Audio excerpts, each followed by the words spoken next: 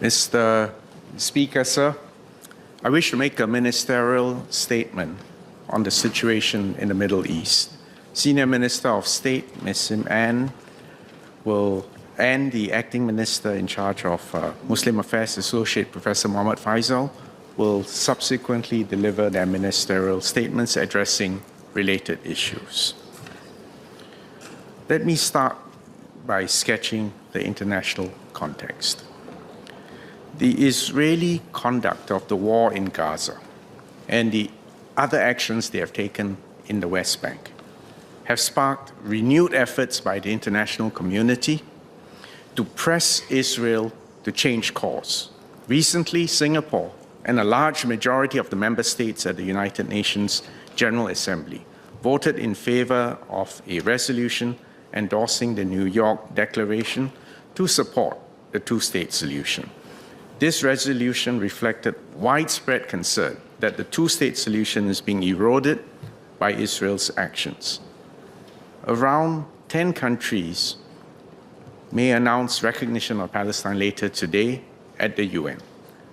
For some of them, the recognition will be conditional, predicated on the Palestinian Authority's commitment to renounce terrorism and to conduct administrative reform. They also expect, perhaps wishfully, for Hamas to disarm and to release all the hostages. I will now lay out Singapore's position on the recognition of Palestinian statehood. But allow me to start by setting out Singapore's national interests. Singapore is a multiracial, multi-religious city-state in the heart of Southeast Asia. Given our circumstances, that means we have three priorities. The first is maintaining national unity. The long-standing, complicated tragedy of the Israeli-Palestinian conflict elicits strong and diverse reactions amongst Singaporeans. This is completely understandable, but we must express these different perspectives respectfully. We cannot allow external events or actors to cause fissures in our society. National policies, and especially foreign policy positions, must be based on Singapore's national interests and not on communal or religious perspectives. And we must never allow outsiders to exploit potential domestic fissures within our own society. The second priority is protecting Singapore's security. We must never be complacent about the threat of terrorism and military conflict. As a small and open nation, we cannot condone terrorism in any form. We must never accept any excuse or any justification for the wanton killing of innocent civilians and the taking of hostages. Actually, whenever a terrorist incident occurs overseas, the questions that go through my mind are the following. What if this happens in Singapore? How would Singapore respond? What actions would our military and security agencies have to undertake? And what would our diplomats have to say the next day at the United Nations? This is why we supported Israel's right of self-defense after the 7th of October terrorist attacks. Because if anything similar were to ever happen in Singapore, have no doubt we would assert the same right of self-defense. We also, for the sake of our security, need to maintain cooperation with international partners. This is to enhance our defense and our security capabilities and to keep Singapore safe.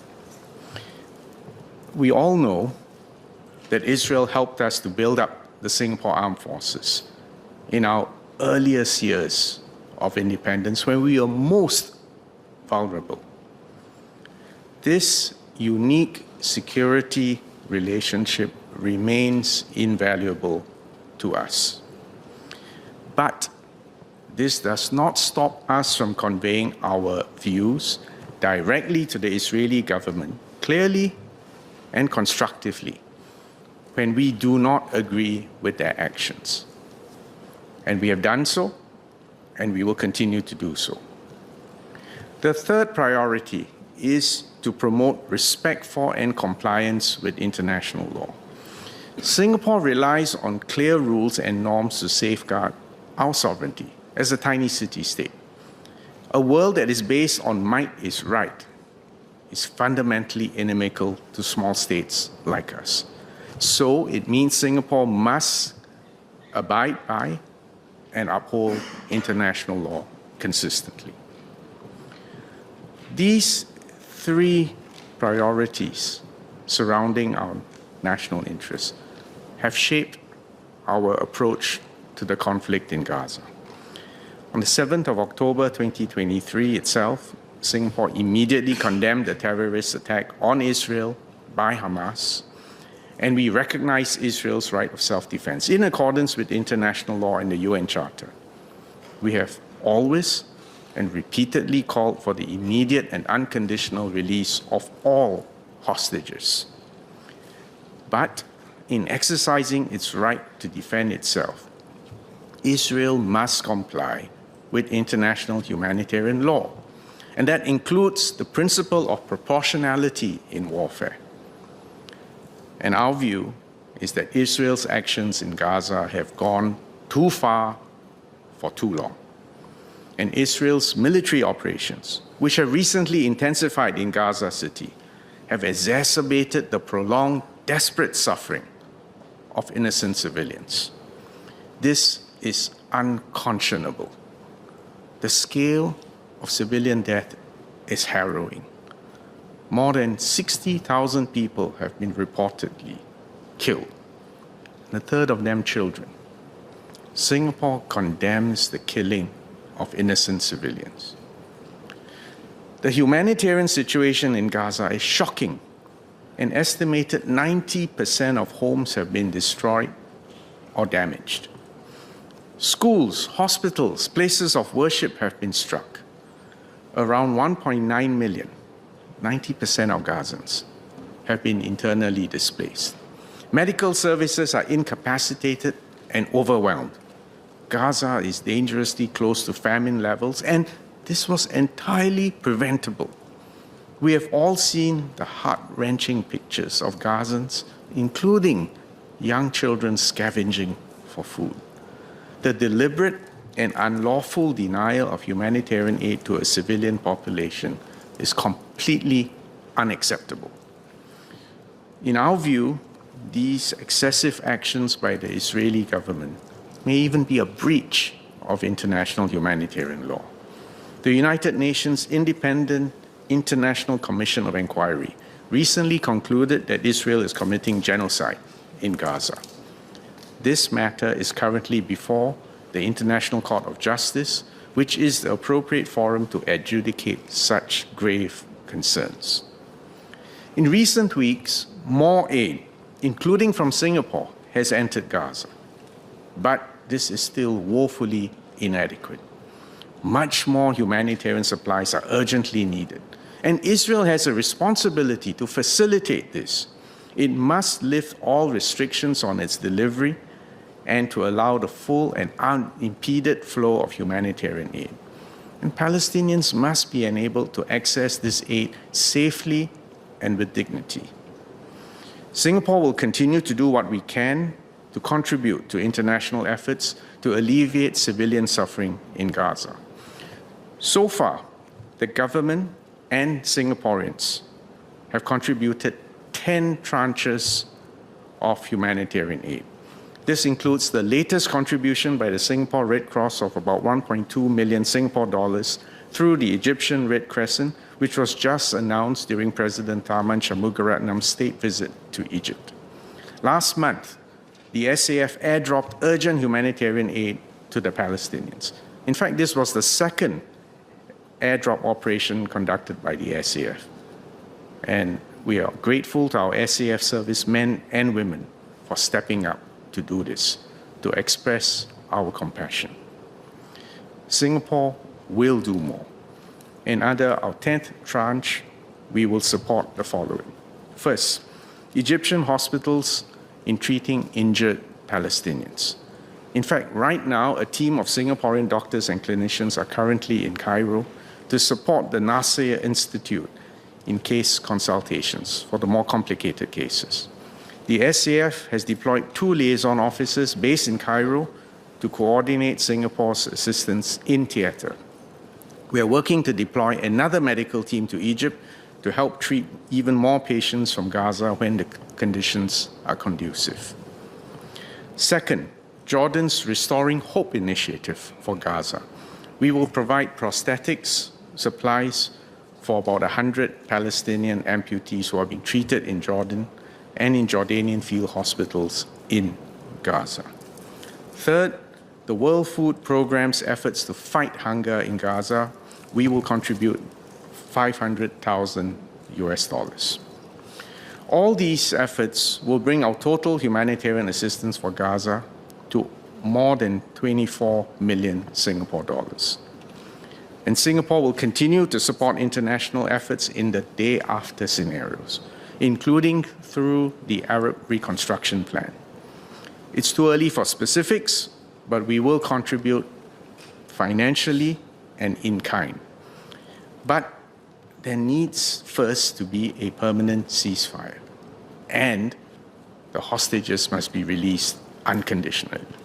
Only then can physical reconstruction and healing begin.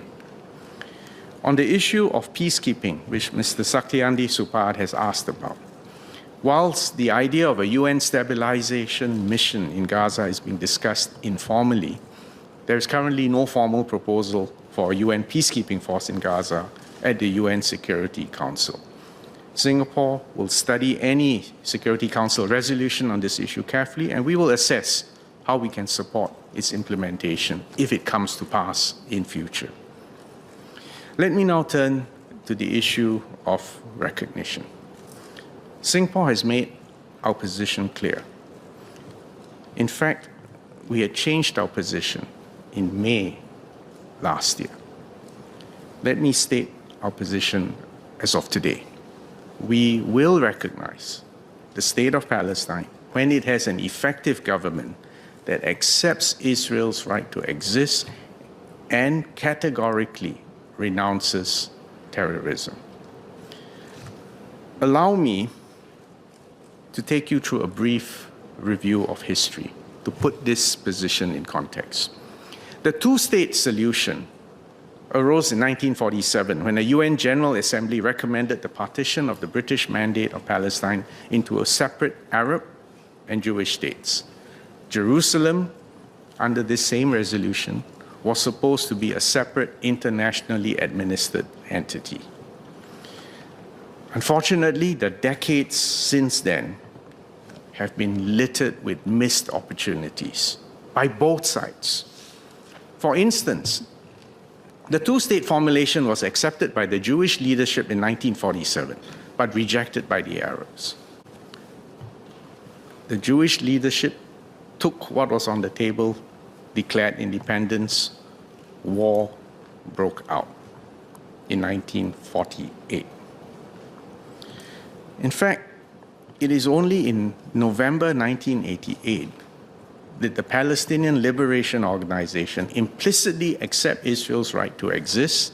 This is back in 1988, and they proclaimed the State of Israel. And Singapore welcomed this proclamation because we viewed it as significant progress towards a two-state solution. Unfortunately, notwithstanding the Oslo Accords in 1993 and 1995, none of the subsequent attempts to reach a final status agreement succeeded.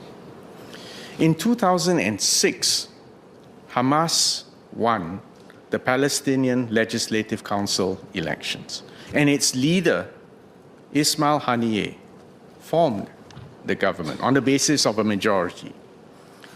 But this was largely rejected by the international community given Hamas's refusal to recognize Israel's right to exist, its rejection of peaceful coexistence, and its propagation of terrorism. In June 2007, Hamas violently seized Gaza from the Fatah-dominated Palestinian Authority and has ruled in Gaza by force ever since then. And there have been no elections in the occupied Palestinian territories for 2 decades. So 2 points are evident. First, whilst the Palestinian Authority administers the occupied Palestinian territories in the West Bank, it does not de facto control Gaza. Gaza is ruled by Hamas. For the last 18 years at least, there has not been a unified Palestinian government that exercises effective control in Palestinian territories, including the West Bank and Gaza. What will happen in Gaza after the ceasefire remains unclear. Second point, Hamas has consistently rejected Israel's right to exist. It has yet to renounce terrorism or agree to disarm. In fact, Hamas has vowed to repeat the terrorist attacks of 7th October if given the opportunity again. On the other hand, Singapore enjoys good relations with the Palestinian Authority. We welcome its commitment to renounce terrorism, to carry out reforms, and to disarm Hamas, as President Mahmoud Abbas stated in his letter to French President Emmanuel Macron in June this year. However, it remains to be seen whether the Palestinian Authority can really disarm and displace Hamas from Gaza. You can hope, but hope on its own is not a reality. So we will closely monitor the fulfillment of these commitments made by the Palestinian Authority. Ultimately, to resolve this long-standing conflict in a comprehensive, just, and durable manner, there needs to be a negotiated settlement which results in 2 states, one Israeli, one Palestinian, with their peoples living alongside each other in peace, security, and dignity. It seems like an impossible dream, and as difficult and distant as it may now seem, nevertheless, we believe this is still the only viable pathway to a lasting peace. And so Singapore will continue to support any initiative to resume negotiations between the parties involved towards this ultimate goal. Actually, our position should not come as a surprise to people within this House and to our citizens outside Parliament. Singapore has consistently affirmed the right of the Palestinian people to self-determination and their own state. And our voting record at the UN consistently reflects this. Last year, we voted in favor of several resolutions which expressed support for the admission of Palestine as a UN member and affirmed the Palestinians' right to self-determination. We have also supported Palestinians' right to be, quote, a non-member observer state, unquote, in various international organizations, including the International Labour Organization and the Universal Postal Union, just to cite some examples. So what are the prospects for a 2-state? Regrettably, extremist elements on both sides continue to actively undermine the prospects for a 2-state solution. Hamas has consistently said no. At the same time, there are Israeli settlers who continue to displace Palestinians in the West Bank. And some Israeli politicians have spoken explicitly about annexing parts of the West Bank or Gaza. And recently, the Israeli government signed an agreement to proceed with the so-called E1 settlement project in the West Bank. This will fragment the West Bank and threaten the contiguity of Arab towns in the occupied Palestinian territories even further. So let me be clear. Singapore has consistently held that Israeli settlements are illegal under international law. We have voted in support of UN resolutions that reject Israeli settlement activities, and we call and have called on Israel to rescind all unilateral measures seeking to change the status of Jerusalem. We call on the Israeli government to cease settlement construction and expansion. We oppose ongoing attempts to create new facts on the ground which undermine the prospects for a two-state solution. Consequently, Singapore will impose targeted sanctions on the leaders of radical right-wing settler groups or organizations that have been responsible for acts of violence against Palestinians in the West Bank. Details will be announced at a later date. But this is a significant change. Mr. Speaker, Singapore's approach to foreign policy is grounded on objective realities.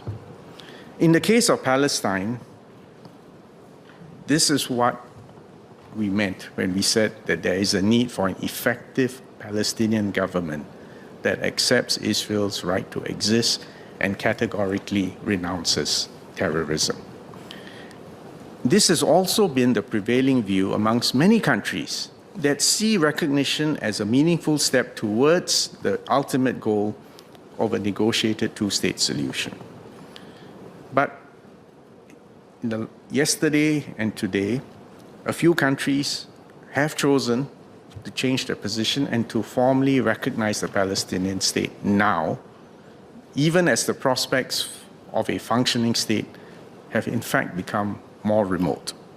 They do so precisely to express their grave concern at the status quo, and they hope that this will make it harder for Israel to extinguish a two-state solution altogether.